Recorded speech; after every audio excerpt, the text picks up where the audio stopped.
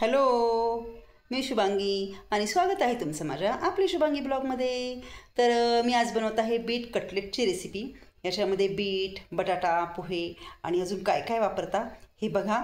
त्याच्याकरता हा व्हिडिओ शेवटपर्यंत नक्की बघा, अगदी स्किप न करता. आणि तसेच जर अजून तुम्ही माझ्या चॅनलला सबस्क्राईब केलं नसेल तर सबस्क्राईब नक्की करा.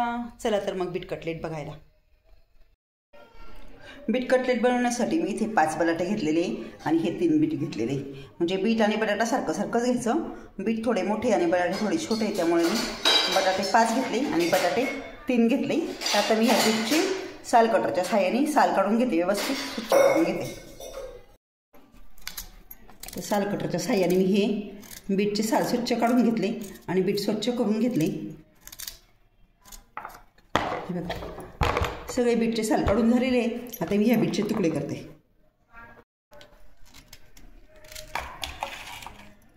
तर इथे मी बीटचे तुकडे करून घेतले.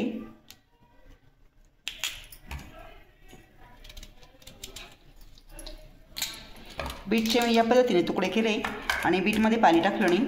आणि हे बघा, बटाटा इथे स्वच्छ धुवून घेतले. तर बटाट्यात पाणी टाकले. बीटमध्ये पाणी टाकायचं नाही, कारण पाणी जर टाकलं तर त्याचा पाण्यामध्ये अंश निघून जातो. त्यामुळे बीट फक्त कातडे काढून असं स्वच्छ करून डब्यात ठेवायचं. तर इथे आता मी इथे खालच्या डब्यामध्ये पीठ ठेव आणि इथे बटाटा.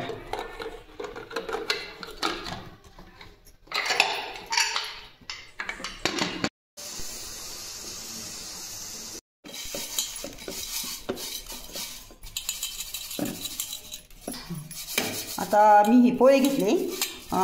बीट आणि बटाटा शिजतोय कुकरमध्ये, तोपर्यंत हे बघा हे पोहे घेतले मी हे स्वच्छ निवडून आणि गाळून घेतले. एक मोठी वाटीभर पोहे आहे. हे थोडे कमी जास्त झाले तरी काही प्रॉब्लेम येत नाही. तर आता मी हे पोहे मिक्सरला बारीक करून घेते.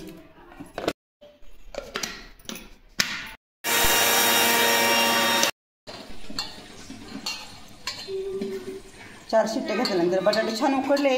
आता बटाटे म्हणजे सोलून झाले.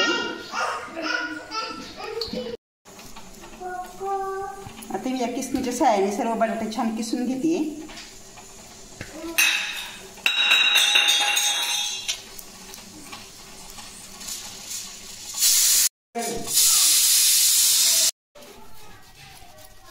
शिजलेले बीट मी याच्यामध्ये हे करून घेते, किसून घेते मस्त.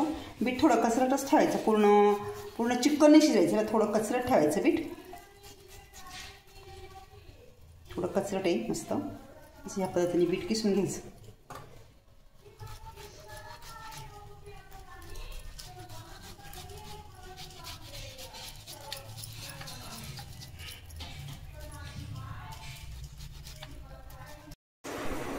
इथे मी 9-10 हिरव्या मिरच्या आणि 9-10 लसूण पाकळ्या घेतल्या आहे. तर त्या मी आता मिक्सरला छान बारीक करून घेते.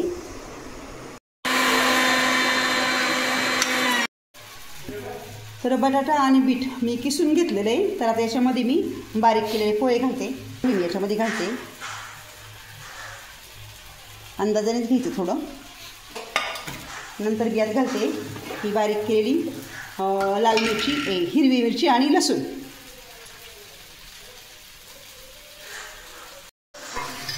तर यात मी चवीनुसार मीठ घालते. हे बघा, थोडं कमी वाटलं मला, आणखी चवीनुसार मीठ घालते. त्याचं थोडी जिरे घातली. यात थोडी कोथिंबीर चिरून टाकते मी.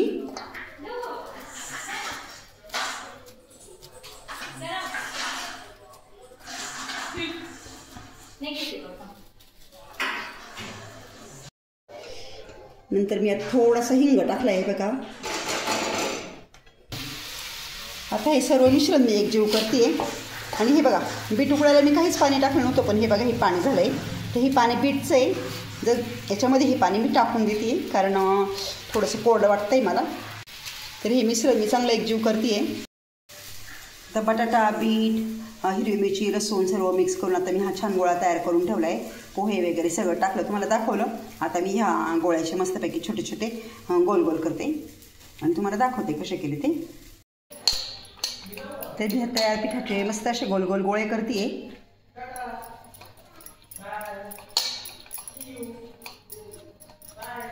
आणि ही गोळे हे बघा, इथे रवा घेतला आहे मी थोडा आणि ह्या रव्यामध्ये असे रोळून घेते. तर सर्व गोळे मी तयार करून घेते.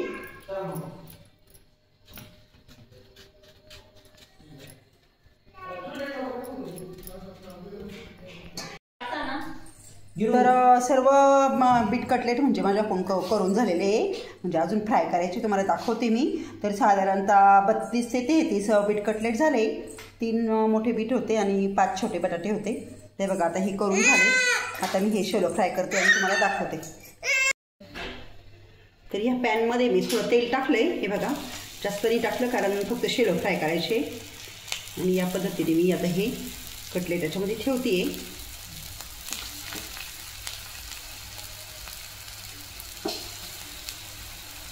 झाडं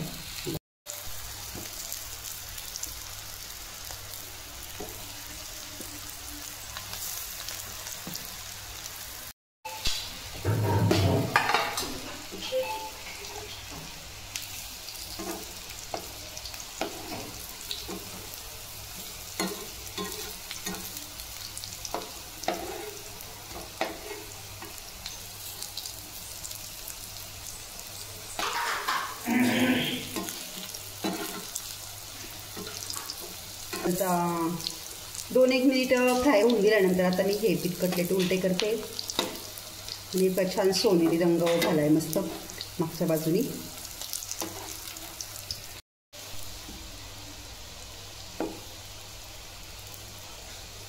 या पद्धतीने असे थोडा वेळ फ्राय होऊ द्यायचे.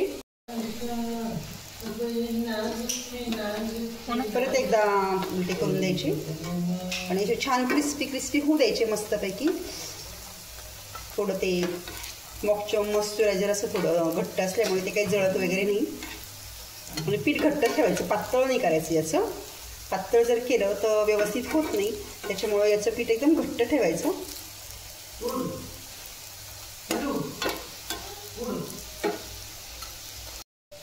तर आता झाले फ्राय करून. मी हे या झाऱ्यामध्ये काढून घेते.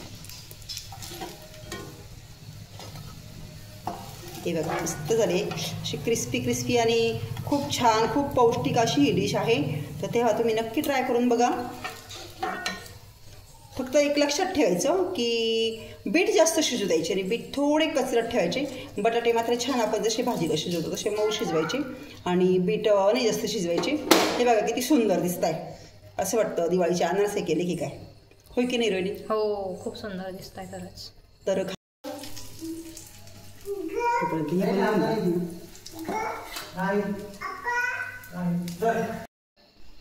खाण्यासाठी तयार झालेली आहे बटाटा आणि बीट कटलेट. तर खूप पौष्टिक अशी ही रेसिपी असते. तर तुम्ही एकदा नक्की ट्राय करून बघा. फक्त काही टिप्स मात्र लक्षात ठेवायच्या. जसं की बटाटे मात्र छान मऊ शिजवायचे, पण बीट थोडे कचरट ठेवायचे. कारण बीट जर कचरट ठेवली तर पीठ पातळ होतं आणि पीठ पातळ जर झालं तर मग ते व्यवस्थित जमत नाही. आणि पोहे पण तुम्ही तुमच्या अंदाजानुसार कमी जास्त थोडे करू शकता. जर तुम्हाला पातळ पीठ वाटत असेल तर थोडेसे पोहेचं पावडर म्हणजे पोहे मिक्सरला बारीक केलेले थोडेसे आणखीन टाकायचे, म्हणजे त्याची कन्सिस्टन्सी बरोबर होती. आणि खूप छान खूप मस्त आणि खूप पौष्टिक अशी ही रेसिपी आहे. तेव्हा तुम्हाला आणि तुमच्या मुलांना नक्की आवडेल. तर नक्की ट्राय करून बघा बीट कटलेटची रेसिपी. आणि रेसिपी आवडल्यास लाईक करा, कमेंट करा. आणि अजून जर तुम्ही माझ्या चॅनल सबस्क्राईब केलं नसेल तर सबस्क्राईब नक्की करा. टाटा.